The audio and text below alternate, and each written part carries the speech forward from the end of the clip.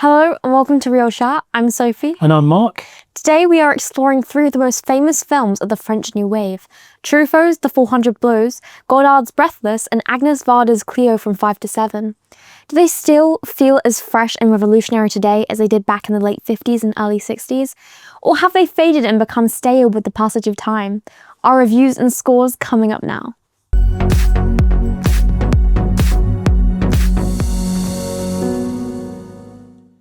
Okay, we're going to do this review a little bit different from usual. We normally give the scores out of 10 at the end, but this time we're going to give our scores first and then discuss the films afterwards.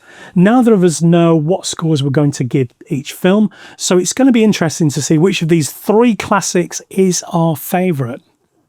So we are going to do this in date order. First up is The 400 Blows, released in 1959, written and directed by Francois Truffaut.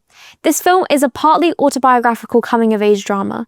It follows the struggles of the young Antoine with his parents, school teachers, and ultimately the law, caused by his rebelliousness and somewhat misunderstood nature. Okay, here are our scores for The 400 Blows. Wow, close. I gave it 8.5 out of 10. I gave it an 8.4 out of 10. So we're very close on that one. Okay. Next up, we have Breathless, released in 1960. This was the directorial debut of Jean-Luc Godard, based on a story by Truffaut.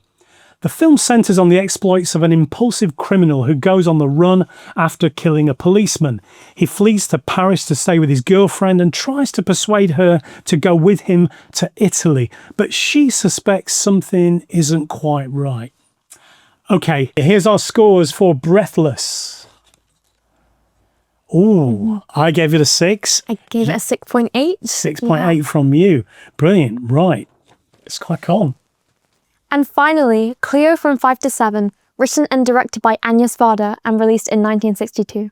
Yet another film set in Paris. This time we follow the story of Cleo, a young successful singer who's becoming increasingly concerned about her health as she awaits possible cancer diagnosis from her doctor. The 90 minutes of the film play out in real time as Cleo meets with different people in her life and travels to different locations in Paris, finally arriving at the hospital to discover whether or not she will live or die. Okay, here are our scores for Cleo from 5 to 7. Right, I gave it an 8. I gave it an 8.7. It's 8.7 out of 10. That's the highest one we've had so far. Brilliant. Okay, so let's work this out. What was your favourite film? Definitely Cleo from 5 to 7. And my favourite film was Truffaut's The 400 Blows, though our scores were very similar on that. But both of us thought that Breathless wasn't quite as good as the other two films. What did you feel about that particular film then? I felt that, especially in comparison to the other films, it felt like it was lacking something. I watched the film and I expected it to be a lot better than it was, just because of, you know, it's by Godard and it's like French New Wave. This is probably one of the first films I watched when I was getting into the French New Wave. And I felt that I wasn't very compelled by it at all, and I just didn't really care about the character that much, particularly the male lead. I just didn't feel too much interested by what he was doing and what was going on in the film, and that's just my personal experience. Obviously, I do think that it's quite dated as well in some of the techniques they use in the film.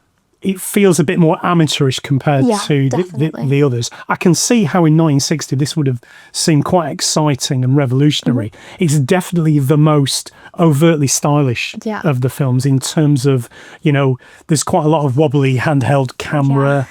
It feels very much run and gun in Paris.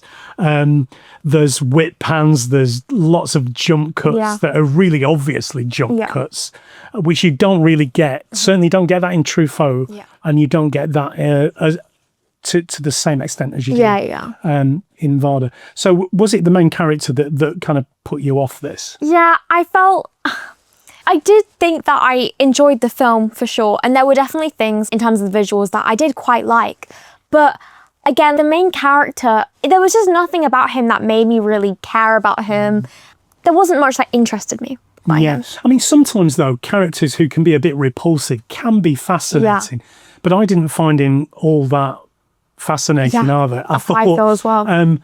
as we now know, it was a lot of it was kind of written on the spot. Yeah. And it has a feel of film students going out and making something. I mean, really good film students, by the way. I really don't, obviously, I'm not going to put Goddard down to that extent, but certainly it doesn't feel quite as accomplished. I quite liked his obsession with Humphrey Bogart and how he was trying to play at being a movie star and was failing by the end, but not as imaginative or immersive as perhaps the other two films maybe. Let's talk about The 400 Blows. Yeah. And I gave it the highest score. I gave it 8.5 out of 10. You actually gave it close to me, so you gave it 8.4. What was your feeling about that film? I thought this was so much more compelling of a story to me. I quite enjoyed the perspective of the story being from the child. And I feel like even though it's a different time, the experience of a child and adolescence, there are elements of it that are quite universal and things that you still feel today, I think. And you really could understand him in some ways. There were some things that you didn't really quite understand about him, but you kind of discovered his life story as it went on. At least in my experience, I felt more drawn to him and I felt lots of sympathy for him as well. And again, compared to Breathless, I was much more immersed in this film and the story and the protagonist of this film as well. Yeah, I thought it felt much more accomplished than Breathless. Yeah. I love the widescreen. Oh, yes, yeah. The widescreen black and white. I felt that was quite unusual. The apartment that they live in is really kind of pokey, but it worked really well. And you kind of felt it had that sort of social realism element. I think all of these films have that documentary feel. They all have a kind of freshness and authenticity, especially the scenes outside in Paris and so on. But what really got me with this film stayed with me for a few days. I kind of felt that Antoine, yes, I felt sorry for him, but it kind of reminded me of a lot of young boys that I've seen over the years. I mean, I've worked with young people for well over 20 years, and I've seen some of these lads who are a bit directionless. They're interested in certain things, but they're not quite sure where to direct their energy, and they get a little bit misled, because Antoine gets a little bit misled by his clever friend who smokes cigars, drinks wine. I see how some people might find this a bit of a wander and slow paced. I think you could accuse that certainly of this film, perhaps. And it doesn't feel like it has a kind of resolution as well. Now, Cleo from 5 to 7 took the top spot and got the highest score from you, an 8.7. So let's talk about Agnes Varda's great film from 1962. I talk a lot about perspectives and following the protagonist. And again, this one, I was just so immersed in it.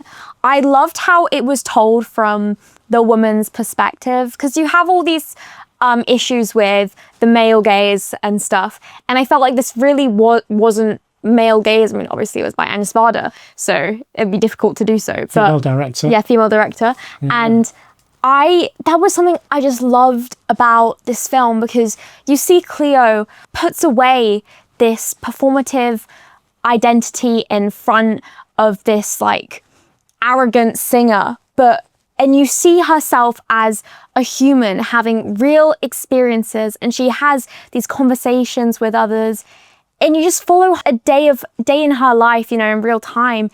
It's so simple, yet I felt so drawn to this film. And after I'd finished the film, I was thinking about it for such a long time, and I still think about the film because I just think it was really spectacular. The spectacular side for me, personally, was how accomplished the film looked. I thought this was the best of the three in terms of how visually interesting it is. The use of mirrors and reflections as she... I love that part. She kind of preens herself and checks herself out and so on. And then she becomes more introspective, doesn't she, as the film goes on. Absolutely love the shots again of Paris. And all three films do this, don't they? the naturalness, the authenticity of Paris. The only thing I found dragged a little bit was there was quite a lot of driving around and so on. And for me, the pace wasn't so great in places. The other thing was, I don't know whether I could see the change in Cleo as much as maybe you did. I think the nuance probably worked on you a bit more. The final scene when she meets the soldier is quite moving. Yeah, that's what I loved. What did you feel about that? I felt that it was definitely very moving. I feel this film connected with me more emotionally than the other two. I think that's what Breathless lacked, is an emotional connection. I felt that with 400 Blows, that kind of connection to it. But I felt this especially with Cleo from 5 to 7, in that final part where she's speaking to the soldier. Yeah, and she's kind of coming to a realization about her own life, I suppose. Breathless and Cleo, they both have definite endings. Yeah. You know, so in Breathless, will he or won't he get caught? In Cleo, what's going to happen with the test results for this serious medical that she's had? But Truffaut doesn't really have quite the same sort of conclusive ending. Although we do have that great shot where there's a freeze frame and Antoine's looking directly at the camera. I suppose with Breathless, it's more about being a genre picture, isn't it? And it has that fascination with crime and coolness. And I think that's why it was probably so popular and radical in 1960, whereas Truffaut and Varda are doing something much more slower and nuanced. That, I think, stands the test of time more than Godard's picture. How do you feel about that?